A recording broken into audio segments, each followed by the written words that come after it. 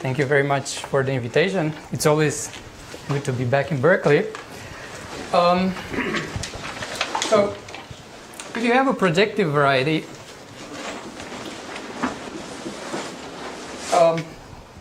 it's an interesting question to determine the arithmetic rank.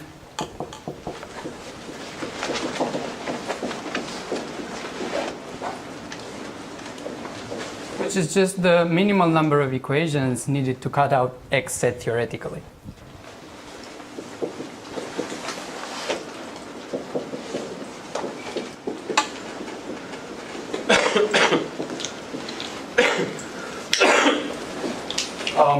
Or another way to say it is just the minimal t such that the defining ideal of x is generated up to radical by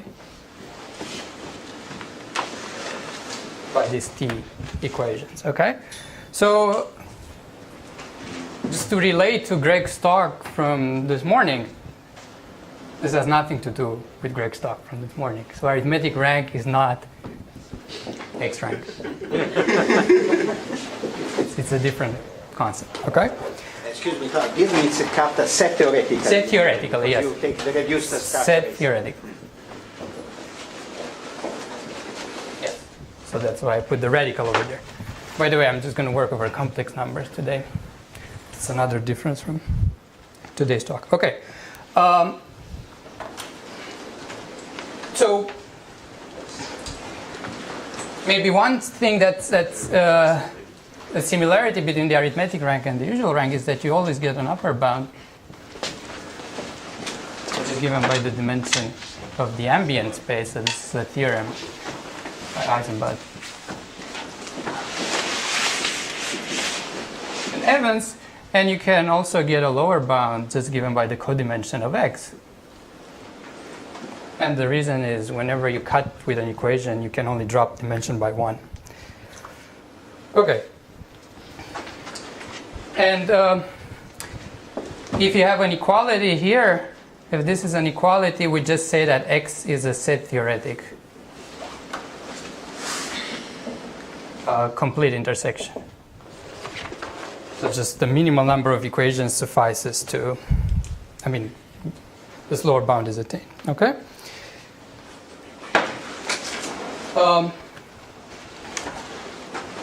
So let me just give you an example. Maybe you haven't seen it before. If you look at the arithmetic rank.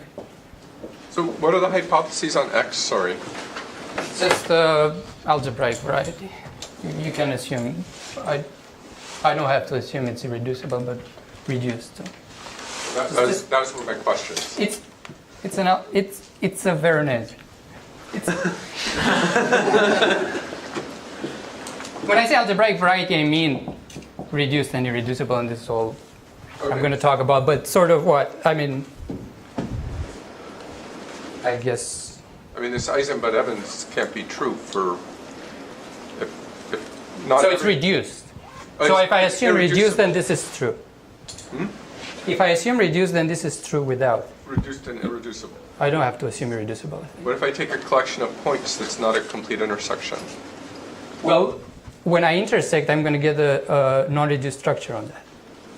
So I can find out n equations and... Okay. So set theoretically it's the same. Set theoretically? Yes. I see. Sorry. Okay. So if I do this for matrices of rank smaller than p, so let's say m by n matrices, then what you find is that this is mn minus p squared plus 1, and the codimension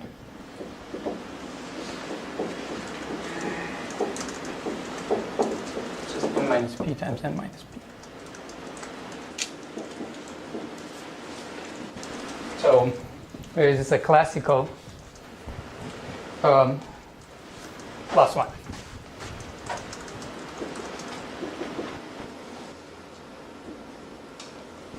It's a classical example, and let me do an even more basic one. If you take C to be a twisted cubic,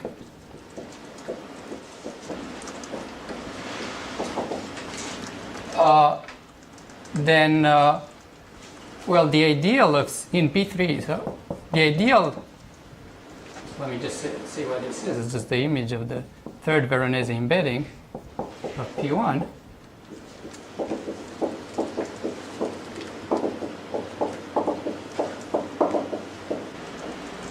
Then the ideal of C is defined by three equations, which are just the 2 by 2 minors.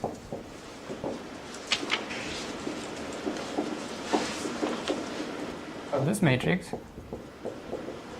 So the z's are the coordinates on P3. But as a set, actually, you only need two equations. So this is just the determinant.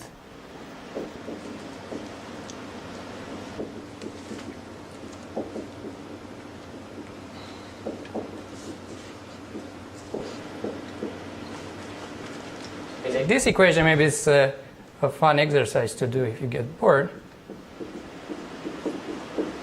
If you set these two equations to be 0, then your point is in the image of the parametrization. Okay? So actually this C is a set theoretic complete intersection. Whereas this matrices are usually not set theoretic complete intersections. Okay? And actually, Valla proved that any rational normal curve, not just the two-state cubic,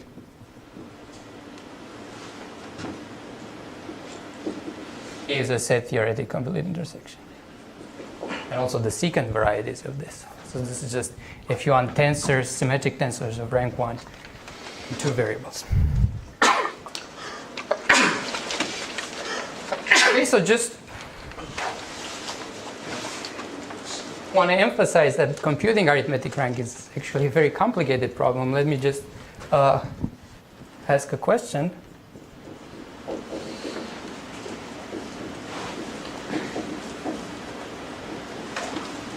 Hartshorn is very interested in. He's actually in Notre Dame for this 2 weeks when I'm here.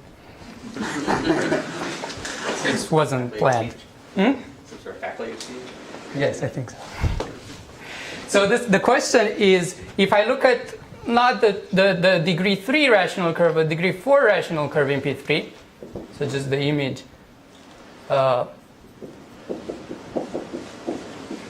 this map, just change the 3 with the 4.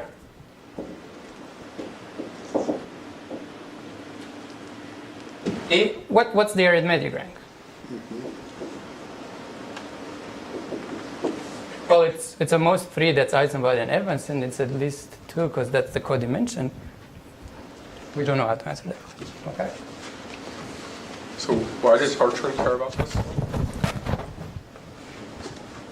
Well, I mean, if you can do this first example, I mean, I don't think there's any example of a smooth curve in P3 that's known to not be a set theoretic complete intersection.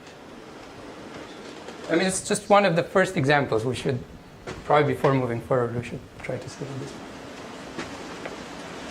one. And sort of, what's the general approach if you want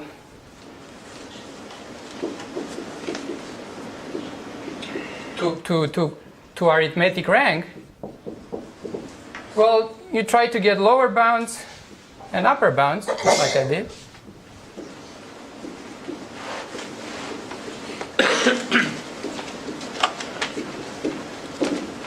And well, lower bounds are usually given by cohomological obstructions.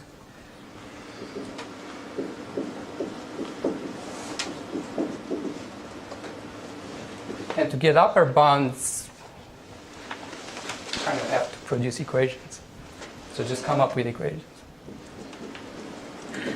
If you want to do better than this general bound by Eisenbach and Evans.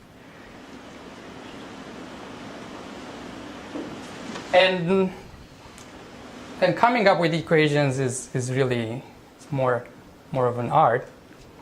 Maybe Georgia and JM can tell you more about how to come up with equations for interesting varieties. So what I want to do is I want to focus on one cohomological obstruction.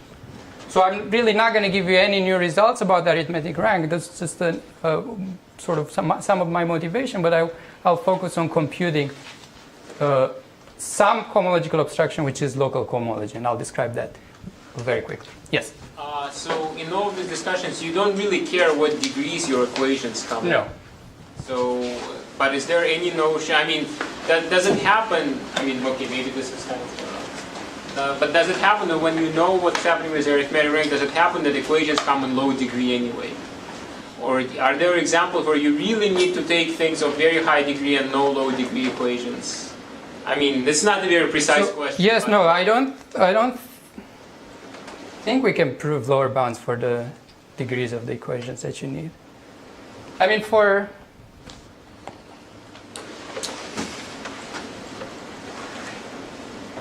in this example, for example, they're definitely higher than degree p. You have to go up, but they're finitely many, so then they're bounded in degree. Yeah, I mean, no, it's a very good question. In the sense that you would like to maybe first figure out an upper bound for the set theoretic generating degree, Right. and then start to look for examples in the lower degrees, right? Yes. You can also fix the degrees and ask the same question. Right. And that's the same question. Yes. I was thinking, does the question simplify in codimension 2?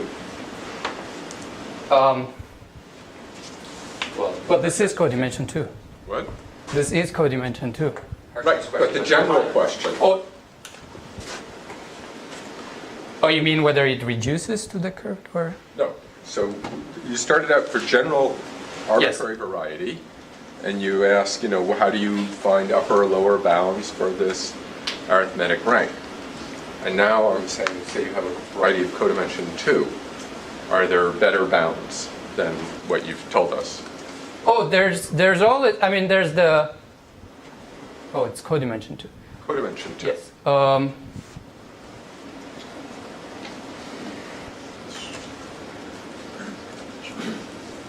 I guess I So don't in that know. example, Yes. there's no better. Right. Yeah, but maybe in larger dimensions in codimension 2 something, Well, I don't. Yeah, I don't think so. We have to. Yeah, I don't have an answer. Yeah.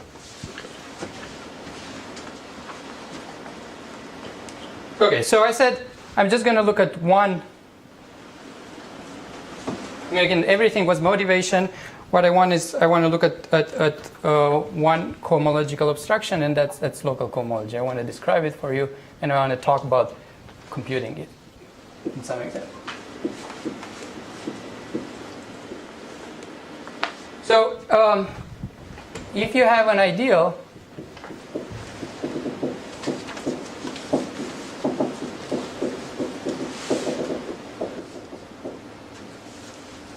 then you define the local cohomology groups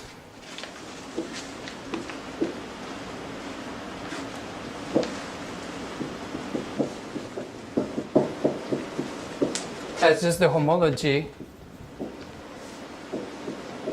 of the check complex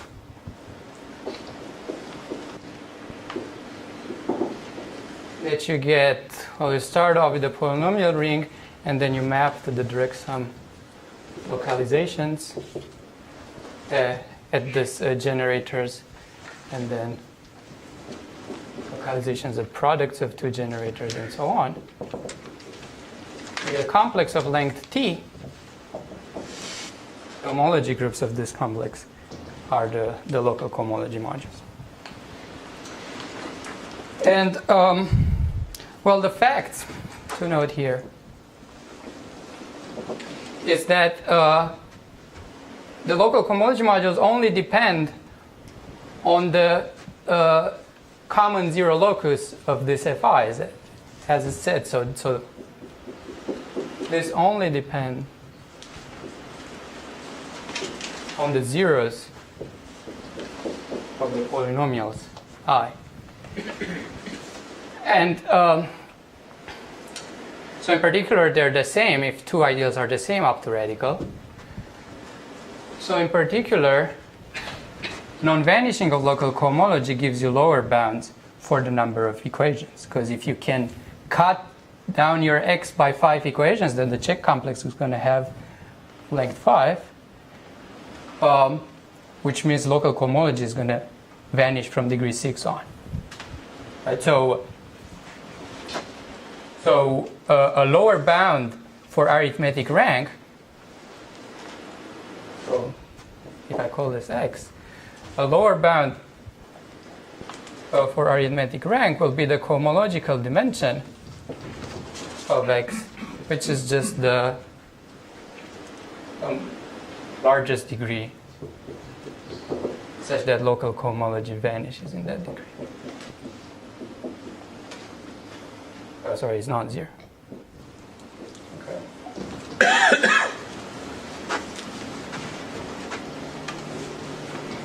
And the second remark to make is that actually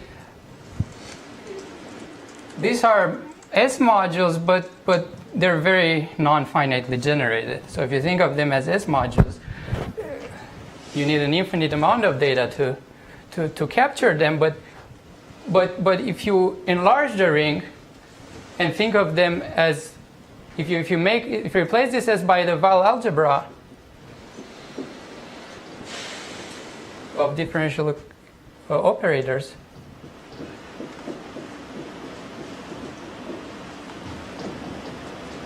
so called as D,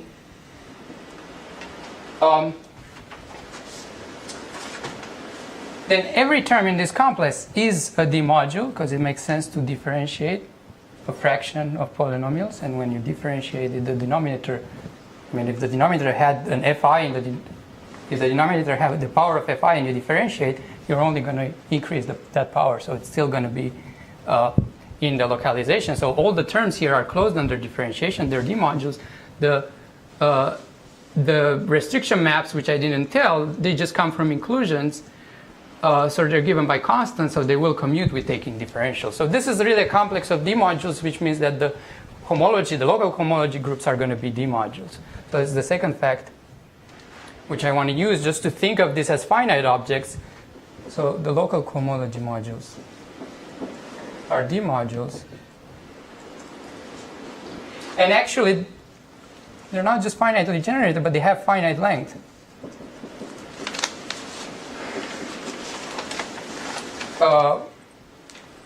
Well, technically we call them holonomic, but this is not important. So the important thing is as modules over this bigger algebra, they're going to have a finite filtration where the quotients are simple. Okay.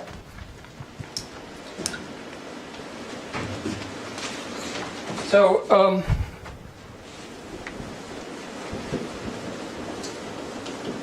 so what I want to do is I want to study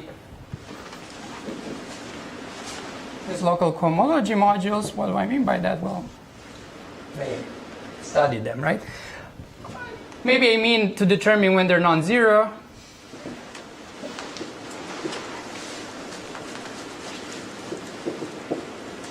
This would have to do with the discussion from before. It will at least give me some lower bounds for arithmetic rank. But I could also try to understand the D module structure, the composition series, the simples that appear in the quotients of a filtration. So composition factors. And in situations where you have symmetry coming from a group action, which is most concrete situations, I'd like to understand the G equivariant structure. Is there any hope of using these modules for getting upper bounds? I'll give you a theorem which might say there's little hope. Okay. Depending on whether you're optimistic or pessimistic. So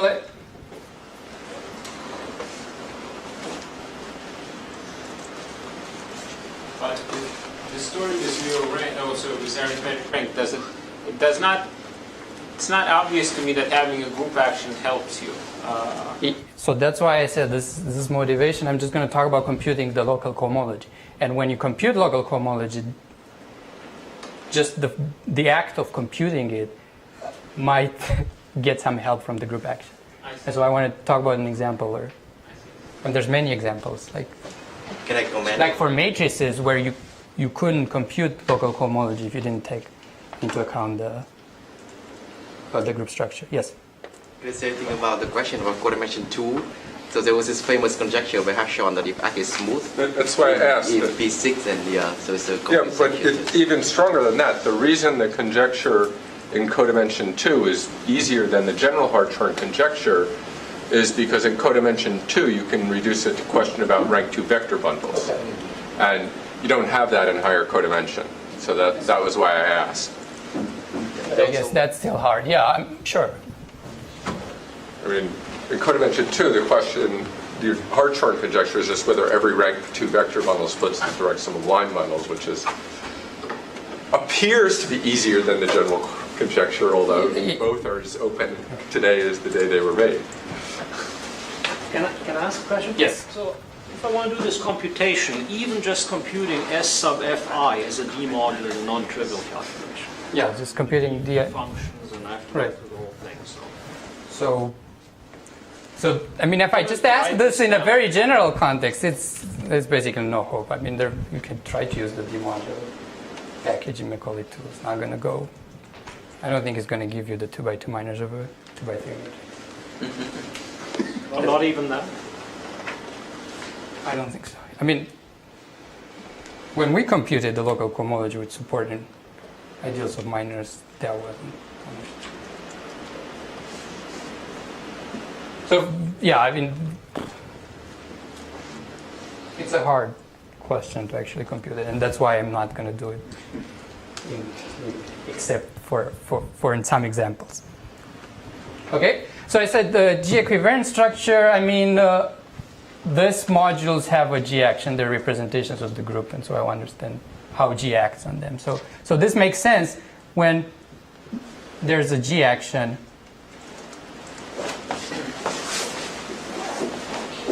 On the polynomial ring and on the ideal that's compatible. Right,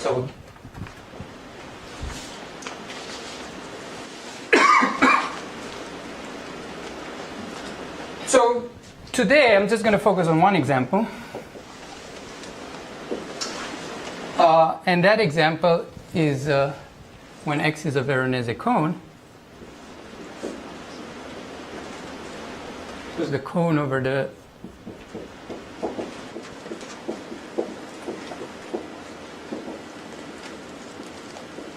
degree D Veronese embedding.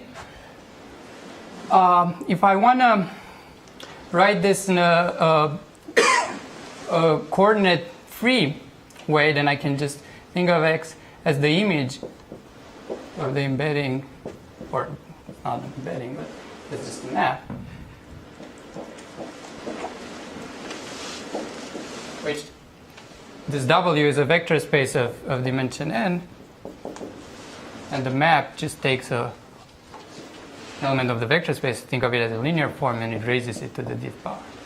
Okay, so I sort of want to try to take that X. I is the ideal, defining ideal of X.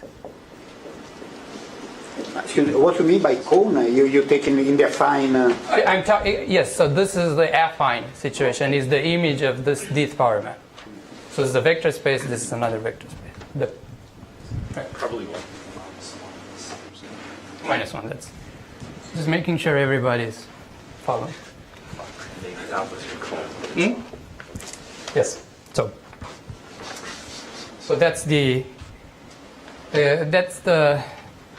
that's X, the cone over the Veronese variety, and the group acting is just all the linear changes of coordinates on W. So just to make sure everybody's happy with this coordinate-free notation, I'm going to take V to be the dual of W, so just linear forms on V. On W, sorry, and then the polynomial ring that I'm talking about is the homogeneous ring of this projective space, or the affine coordinate ring of this vector space, is just the symmetric algebra on CD. And the ideal of X is an ideal in this polynomial ring, right? So there's a GL action. And, well, not much happens in terms of this question. So if I take ND to be the codimension, well, let me just say, let me not make further notations. Let me just say that August showed that local cohomology vanishes except the degree equal to the codimension of X. And then he also showed that this Veronese cone, or the Veronese variety, is not a set theoretic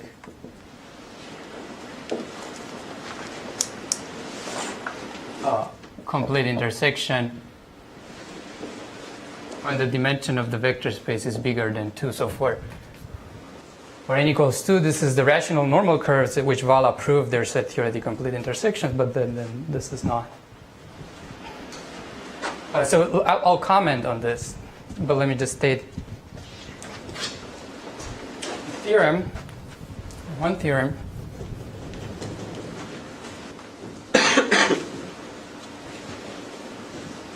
is that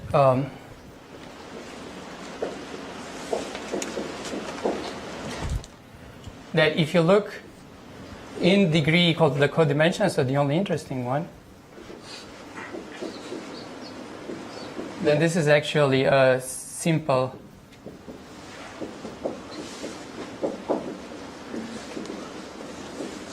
equivariant module. So this is regardless of whether we're looking at embeddings of P1 or higher projective spaces. So in that sense, this information about the structure doesn't distinguish between being a set theoretic complete intersection or not. Maybe there's more subtle structure that you can find inside here. But I don't have that. Do you know what it is as a GLW module? Yes, and I'll say more about this. So that's what I was going to say, and then be more precise later. So it decomposes into a sum of irreducible representations. It's an infinite sum. But then these irreducible representations are indexed by dominant weights, so non-increasing sequences of integers, and it can describe this A lambdas explicitly.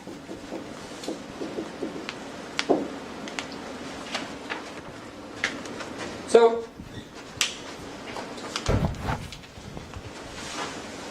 again, in terms of this non-vanishing, this is not giving you anything new. August knew it.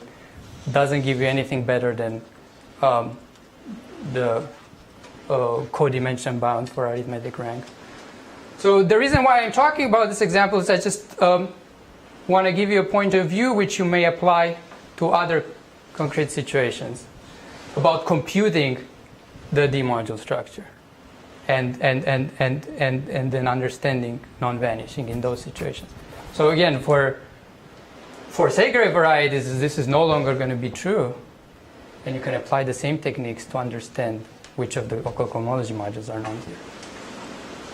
For matrices, we basically did it with Wayman. For symmetric matrices, you should go through this and see what happens. I don't have time to explain those cases. I just want to focus on one example, which again is not so interesting in terms of the non-vanishing, but it's interesting in how you get your hands on this equivariant structure and how you get your hands on the D-module structure.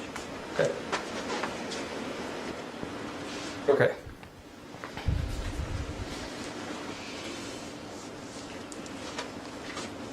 If you view that D module as a perverse sheaf, do you know what its stalks are at various points?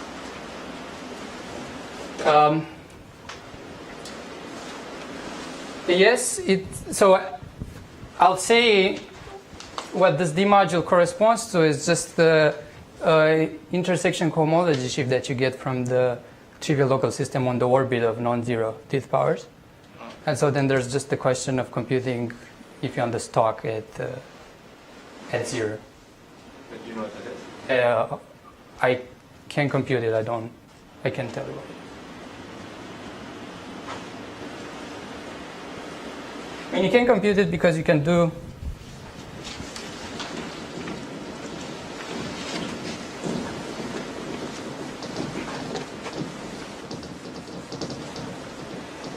I think you understand the decomposition theorem coming from the resolution, which is just the blow up. And I think if you do that, then you should be able to understand the stalks. Do you remember how this one showed that it's not a set theoretic computation? So then there's other ways to get lower bounds from non-vanishing of étale cohomology. And this is how you get better lower bounds than local cohomology.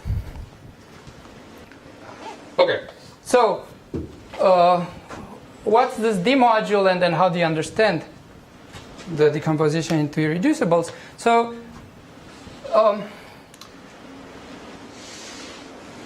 it's a simple equivariant D module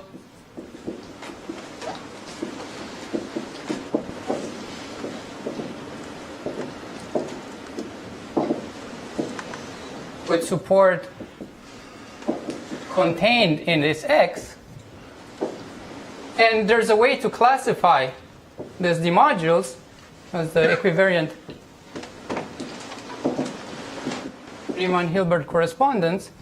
So I'm not going to tell you what this is. I'm just going to tell you that the answer is there's D plus 1 possibilities of D modules that may come up in the description of local cohomology. And there's one. What does it mean that the support is contained in X?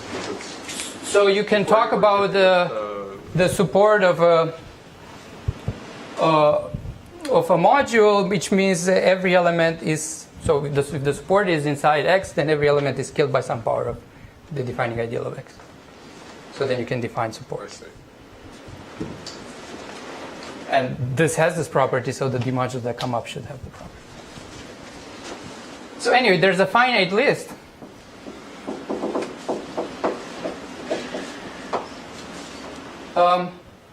Well, this you might have seen. This is the injective envelope of the residue field, or some people call it the graded dual of the polynomial ring. It's a D module supported at 0. And then there's these other ones that have support equal to the full Veronese cone. They are classified by representations of the component group of a stabilizer of a d power. So if you take a d power, if you look at the stabilizer, that's just take E1 to the d, look at the stabilizer. This is matrices that in the upper left corner have a root of unity of order d. So if you look at the component, we connect the components of that, it's going to give you a cyclic group of order d. There's d irreducible representations of that. This is where the d's come from. Just to make Yeah. it very So the point is, yeah. So E is the Weyl algebra modulo the left ideal generated by the X. Yes, that's right. Right. And sort of, again, this comes from representations of a cyclic group of order d. This is the trivial representation. So let me not say too much about exactly how they come up, but then this local cohomology is actually D0. That's the fact. And so again, this makes sense if you go look at the cones over Segre products, and you will still get a D copy of D0 inside these local cohomology modules, but then you're going to get a bunch of copies of this module supported at 0, which are spread out in various cohomological degrees, and then so you have to understand that. The point is that in this case, there's just one. That's just this easier.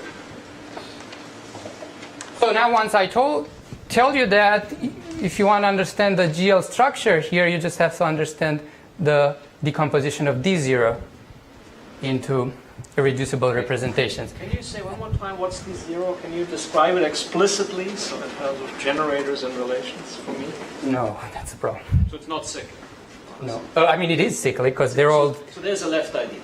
Yes, they're all cyclic. All this holonomics. So can you tell me something about the left ideal? No. Could I compute it in principle given enough time and power? Maybe.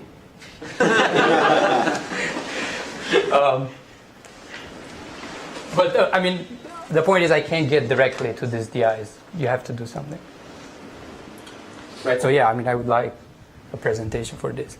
So when I talk about this characters of equivariant D modules, I just mean understand how this DIs decompose into irreducible representations, and maybe understand how E decomposes. So I mean, just because E is simple. So E is, I said, is the graded dual. So it's the symmetric algebra on the dual of SDV, so on SDW. But then if you know something about keeping track of equivariance, you have to tensor with a one-dimensional representation, which is just the determinant of SDW. So this is just the top exterior power of this vector space. So if I write it in this way, then that tells me how GLW acts. If you want to, now if I want to talk about decomposition into irreducibles, then that should somehow be described in terms of the decomposition of these platisms, symmetric powers of CMD. So this is what I mean by describing the A lambdas. I can describe them in terms of certain platisms. Well, I mean, that is not explicit because we don't know how to compute those. In some cases, it would be explicit. Sure, if you... And so I'll show it. But there's no closed formula at all. I mean, Well, this is the first step, and I would be happy to get help about computing a closed formula that is about computing platism. That's all I can do. Huh? So in this theorem, do you first prove that it's D0 and then prove that it's simple, or do you first prove that it's simple and then determine No. it's D0? I first determine the characters, and then I compute local cohomology by some spectral sequence, which I know nothing about, just that I understand the representation theory of the terms, and I understand that the final result should have something to do with the DIs. And so I chase various irreducibles in the spectral sequence. Some of the terms I can chase and understand that there's only... So first of all, so for example, understand that this representation which shows up in E will never occur in local cohomology, so there's no E. And then some other representations that I can keep track of, I can count their multiplicities, and I can understand the number of times they appear in D0 is the same as the number of times they appear here. So it's again, the way in which I prove is completely different than the way in which I tell you the story. So I'd like to pester you one more time with the same question. Yes. D0 is the Weil algebra modulo left ideal. In this ideal, I have the Veronese ideal in X. Yes. In the ideal. Can you tell me one other element? Tell me one element that actually has a differential operator. In one example. In one example, yes, I can. So for d equals 2, just write down one differential operator that's in the ideal. That's not actually from the Veronese. So for d equals 2 is going to be some determinant in the dual variables. In the differential operator. Yes, so in the d guys. Some what kind of? Maybe an n by n or n minus 1. We should talk about it afterwards, but but sort of that's how it comes up. Okay, so I said I have to tell you now about how you get to the decomposition, or how do you get to the GLW action, maybe not this decomposition, but sort of something. Say something about the multiplicities. Claudiu, is D and N equal? No, D is not N. Degree D Veronese. It's the degree D Veronese, and W is an n-dimensional vector space. So I have to explain how you get this A lambdas.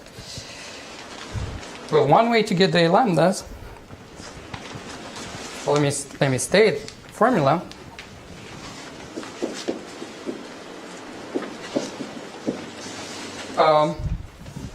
So again, V is the dual of W. And then if you want to understand the GL structure on the DIs, you get it as follows. Well, you define this, if you want, pth power sums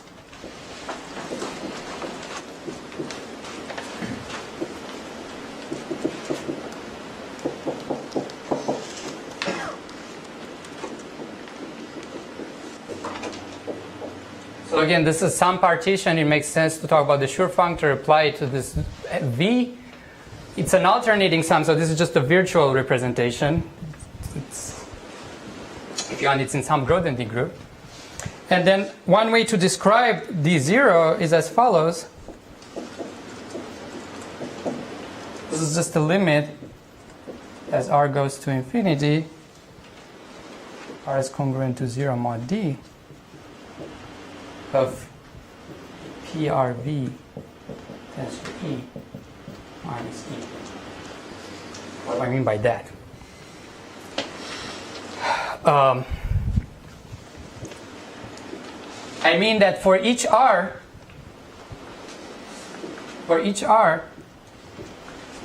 I get a virtual representation. So I take this, I decompose it with the GLW structure, I'll get both positive and negative coefficients. So I get some module MR, which is a sum of A lambda R S lambda. And as R goes to infinity, for a fixed lambda, this coefficient stabilizes. And when I talk about the limit, then what I mean is exactly for each lambda, I mean the stable value. For fixed R, your sum finishes at R, in the definition of PRV. It's fixed. It's a finite number of I. So the sum is up to I equal R. It's up to R minus 1. the minimum of R minus 1 and N minus 1.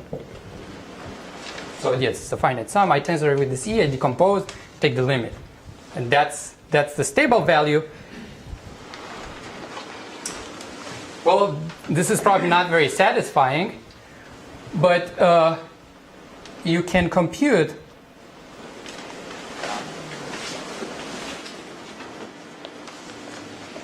the stable values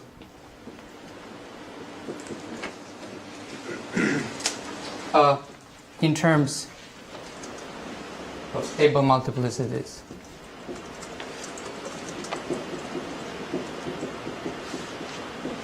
Of pledism, of symmetric pledisms.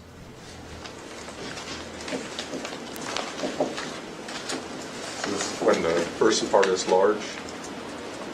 Yes, this is when the first part is large. So this is And you fix the rest of it. you fix the rest of it. So this is due to Manival. And maybe since it's already technical, I'm not going to give you the exact. Formulas. But so this is maybe the first iteration, and then you have to understand this stabilization to give explicit formulas. And then let me just give one example, and then I'll give up. So one example is when I talk about D equals 2, so symmetric matrices. So there's analogous formulas for the other DIs if you remove this term, and then there's some others. Anyways, so the example is when d equals 2. So I'm talking about rank 1 symmetric matrices. Then each di is going to decompose into a sum of irreducible representations. All the multiplicities are 0 or 1. I just have to tell you which partitions appear. And so that depends on whether n is even or odd.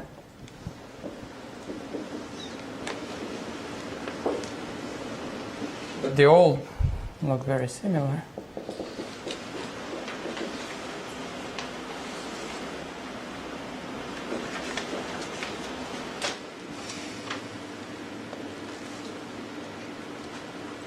The n minus first part has to be bigger than n. The last one is arbitrary. They're all even.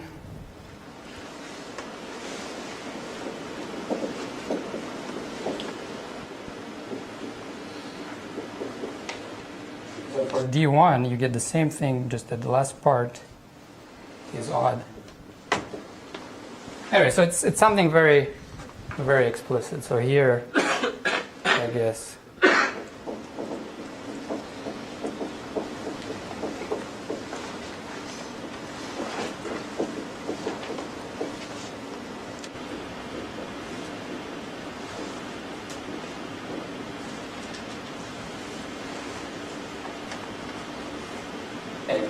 So this is maybe the simplest case in which you can actually write down something.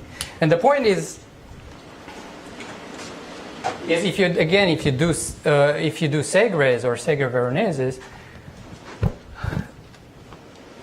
you can get sort of explicit descriptions as long as you can understand something about stabilizations of symmetric powers of a tensor product of symmetric powers in the vector space. And that's hard. Manuel has results completely general. Exactly, yeah. About the stabilization. Oh, yeah, stabilization always occurs, and then you can describe this in terms of the stable values. And one problem is that, unfortunately, what this formula is going to be is not going to be a positive formula. It's going to be still an alternating sum. For some of the representations, so if you just want to show some non-vanishing statement, for some of them, the alternating sum reduces to only one piece, and then in that case you can be more explicit. But anyway, this is the most explicit I can get, so I'll stop here.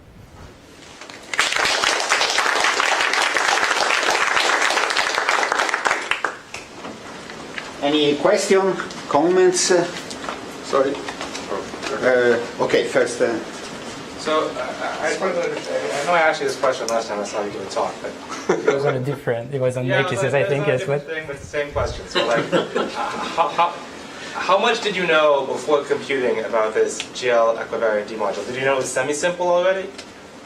no, So I think there has to be some general results about this, but I think it's sort of even this finite multiplicities.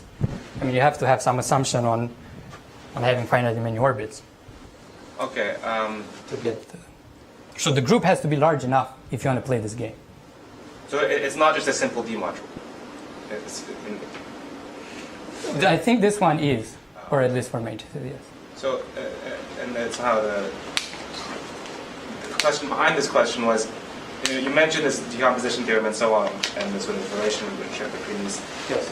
So could I take the blow up, compute local cohomology somehow along the exceptional divisor, and take global sections? I mean, how to say it? Push forward of that without. I mean.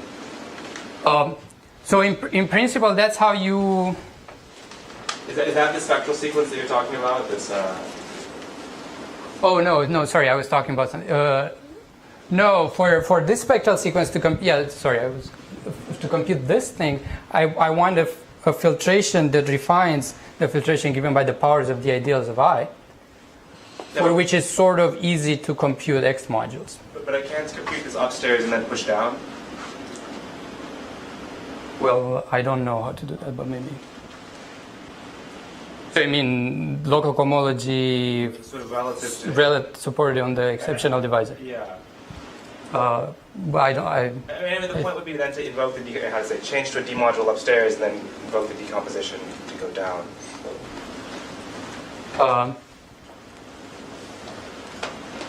Yeah, but if you push forward that one, you will get this 0 and you'll get other stuff. So I think there's a natural D module that you can write down upstairs and push it forward, and you're not going to get. You'll get, but you'll necessarily get something of which this is a sun end. I'm just trying to understand how much you knew from general principles and how much you knew from calculator. Well, I didn't know any general principles. But I knew calculations that were done on the resolution of this. So I knew calculations on the other side of the Riemann-Hilbert correspondence, which were done by Mustazza, De Cataldo, and Minorini. So I was using that. I was just trying to mimic the calculation of the D module side. And basically, the only things that I know how to compute when I push forward D modules is I know how to compute other characteristics. And because you always get some complexes, you have to compute the homology of those complexes. The terms in the complexes are some locally free shapes which are not necessarily split. So I don't know how to actually do the computation explicitly. I know how to compute other characteristics, and because some other people did the calculation on the other side, I was able to match them. The question, yeah. Yeah, so I missed, like, is there even a conjectural connection between this work and the motivating problem that you started with? No. It's just that. Even like No, I'm saying if you can compute local cohomology, then you get lower bounds. Yeah. This technique is going to give you local cohomology for Segres. It's going to give you local cohomology in other situations. And that was that's not known in those other situations by other means. For matrices, it was no, but I don't think we know for Segre Veronese. So have you done The arithmetic rank. So I don't know. I don't think we know the arithmetic rank for a Veronese. But have you No, it's done, not. say, three-factor Segre casing? I don't know how to do that. Just that's-